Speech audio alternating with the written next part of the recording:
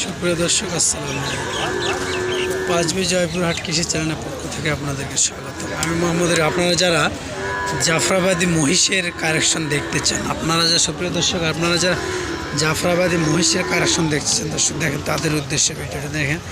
মোটামুটি জাফরাবাদী মহিষ পাশে একটা আছে, এটাও জাফরাবাদী মহিষ, এটা একটু হালকা।